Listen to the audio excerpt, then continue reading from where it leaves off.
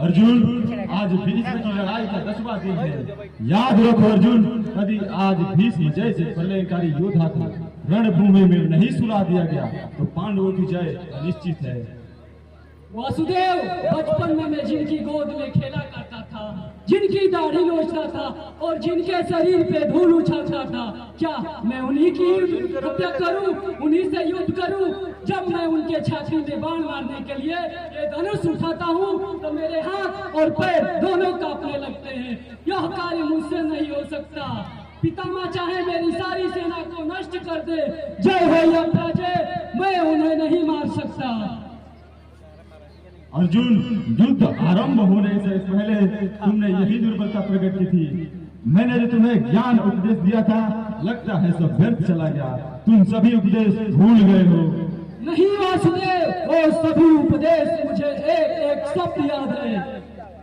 मैं उपदेश के शब्दों को नहीं बल्कि उस शब्द के अर्थों की पूजा चाहता हूँ। अर्जुन, क्या देश छोड़कर, जय पराजय की आशा छोड़कर, लाभ हानि की चिंता छोड़कर युद्ध भूमि में जो सामने आए उसे मारना ही क्षत्रिय धर्म है। किंतु जनार्दन, आप जानते हैं कि पितामह को उनके पिता से इच्छा मृत्यु का वरदान प्राप्त हुआ है। अर्जुन, संसार में कोई मानव अमर नहीं है, फिर क्या सृष्टि का नियम झूठा करने के लिए भीष्म जीता रहेगा? ऐसा प्रबंध करूंगा कि वो अपनी मृत्यु को स्वयं उत्तर देगा। अच्छा, वो कैसे भगवान? भीष्म की मृत्यु शिखंडी के द्वारा होगी, जो कि भीष्म का घोर शत्रु है। शिखंडी पूर्व जन्म में काशी नरेश की पुत्री अम्बा थी और भीष्म स्त्री जाति पर शस्त्र नहीं उठा सकता। बस शिखंडी के द्वारा ही तुम भीष्म को पराजित कर सकते हो। इसके भीष्म को पराजित करने का कोई उपाय नहीं है। देखो अर्जुन, सामने से शिखंडी चला आ रहा है। कहो शिखंडी, कैसे आना हुआ?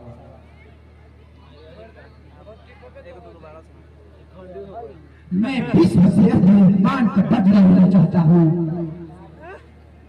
आज युद्ध भूमि में सभी तरफ भीष्म का ही नाम सुनाई दे रहा है। यदि अर्जुन भीष्म से लड़ना नहीं चाहते तो मुझे आज्ञा दीजिए भगवान, आज मैं भीष्म वध करके ही रहूंगा। तुम्हारी इच्छा वध से पूरी होगी शिखंडी, परंतु तुम्हारे हाथों से नहीं बल्कि तुम्हारे यार में अर्जुन के हाथों से भीष्म का वध होगा। किसी के हाथों से ही हो, मुझे तो सिर्फ भीष्म की मृत्यु चाहिए, भीष्म का वध चाहिए। मेरी बाजू में शक्ति घटा उठ रही है। अब वो जमीन उठेगी, मैं तैयार होकर आ रहा हूँ। देख तो कंपनी गाड़ी। अर्जुन, मैं तुमसे एक बार फिर कह रहा हूँ, माँ, बाप, भाई, बेटा, मित्र, गुरु, संसार के सभी संबंध नाम मात्र के हैं। केवल एक ही वस्तु अपना है जिसका नाम है कर्म। आपकी आज्ञा स्वीकार है प्रभु, आपने मेरे फिर से आंखें खोल दिए। अर्जुन, पितामह इधर ही आ रहे हैं। अगर दुर्योधन को पराजित करना है तो पितामह का पतन जरूरी है। ये मेरी बात याद रखना अर्जुन।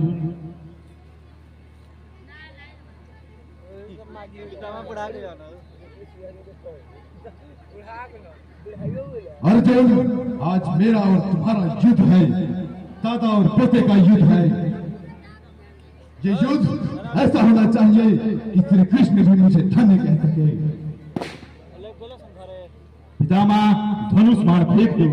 दुर्योधन राजा नहीं डाकू है, जो दूसरे के अधिकार को लूटता है और आप उसी डाकू की सहायता कर रहे हैं। आपका शस्त्र भी आपके अन्याय की दुहाई दे रहा है। फेंक दे ऐसे अस्त्र को। कुछ भी हो वासुदेव, जब तक मेरे हाथों से शस्त्र न छूट जाए मैं अपने कर्तव्य को नहीं छोड़ सकता। चाहे आप अपनी जगह से हट जाए, किंतु मेरा पांव इस रणभूमि की छाती से कभी नहीं हटेगा।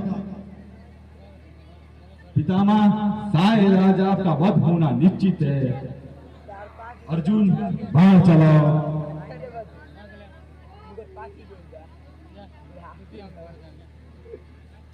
ज्यादा करेक्टर मत करो बाबू। सावधान अर्जुन, सावधान। मैं आज तुम्हें भी ये बता देना चाहता हूँ कि किसके बाणों में कितनी शक्ति है।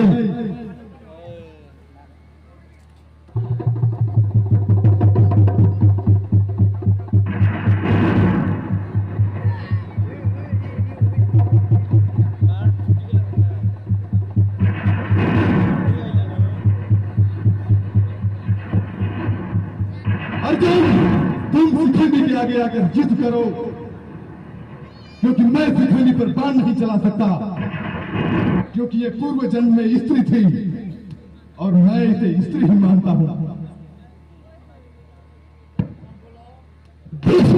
मैं पूर्व जन्म में स्त्री नहीं, लेकिन मैं अब तेरा साक्षात काल हूं। आज मेरे हाथों से वध होना निश्चित है।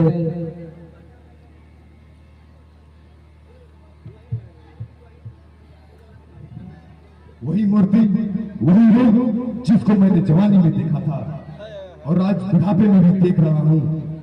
अंतिम समय में अम्बा की आंखों में ऐसे ही ज्वाला धमक रही थी। नहीं, अब मैं युद्ध नहीं कर सकता।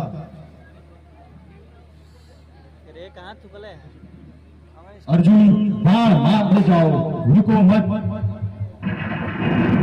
मत अर्जुन, बाण मारते जाओ।